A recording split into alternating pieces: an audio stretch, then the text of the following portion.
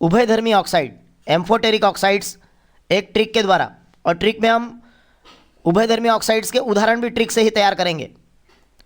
क्या है उभयधर्मी ऑक्साइड? हमें पता है कि धातुओं के जो ऑक्साइड होते हैं वो क्षारीय होते हैं, पर कुछ धातु ऑक्साइड जो है वो अम्ल और क्षार दोनों की तरह व्यवहार करते हैं, मतलब वो अम्ल और क्षारक दोनों से अभिक्रिया करके लवण और जल बनाते हैं। तो कहीं वो अम्लीय स्वभाव दर्शाते हैं तो कहीं वो क्षारकीय स्वभाव दर्शाते हैं, तो उन्हें हम कहते हैं उभयधर्मी ऑक्साइड। तो जो धातु ऑक्साइड अम्ल और क्षारक दोनों से अभिक्रिया करके लवण तथा जल बनाते हैं उन्हें उभयधर्मी ऑक्साइड कहते हैं।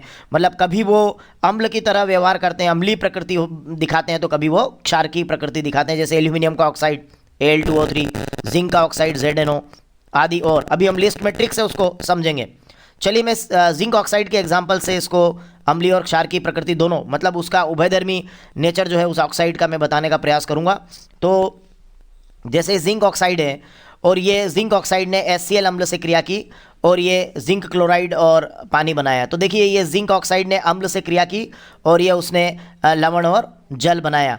तो ये अम्ल से क्रिया करके लवण और जल बनाया, मतलब ये इसकी कौन सी प्रकृति को दर्शा रहा है? क्षार की प्रकृति को दर्शा रहा है। अब इसी जिंक ऑक्साइड को लेते हैं हम और इस जिंक ऑक्साइड को क्षारक से क्रिया कराते हैं। तो अब देखिए जब क्षारक से क्रिया करने पर भी ये लवण और जल बना रहा है, तो इसका मतलब ये हुआ कि ये इसकी अम्लीय प्रकृति को दर्शा रहा है। तो इस तरीके से जिंक ऑक्साइड जब अम्ल से क्रिया करता है तो उसकी क्षार की प्रकृति को दर्शाता है जब वो लवण और जल बनाता है, और यही जिंक ऑक्साइड जब क्षारक से क्रिया करता है तो ये उसकी अम्लीय प्रकृति को दर्शाता है जब वो लवण और जल बनाता है।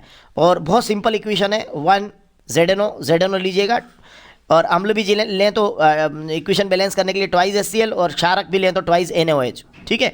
और इधर आपका इक्वेशन बैलेंस करने की आपको आवश्यकता नहीं पड़ेगी, जल का अणु बना दीजिएगा और जो बचे वो यहाँ लिख दीजिएगा तो वो लवण रेडी हो जाएगा। तो इस तरीके से हम कह सकते हैं कि धातुओं के ऑक्साइड क्या होते हैं?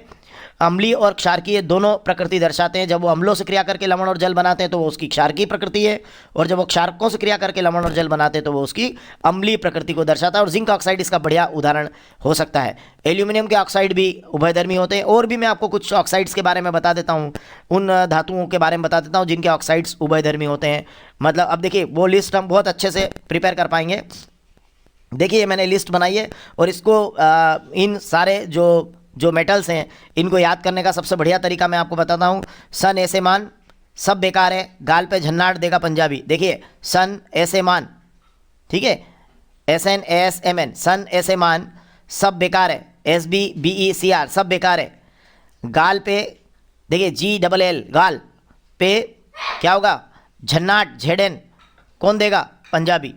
तो सन ऐसे मान सब बेकार है, गाल पे झन्नाट देगा पंजाबी। इससे आप ये ट्रिकी तरीके से इसको याद भी कर सकते हैं, धातुएं जिनके ऑक्साइड उभयधर्मी होते हैं। धन्यवाद।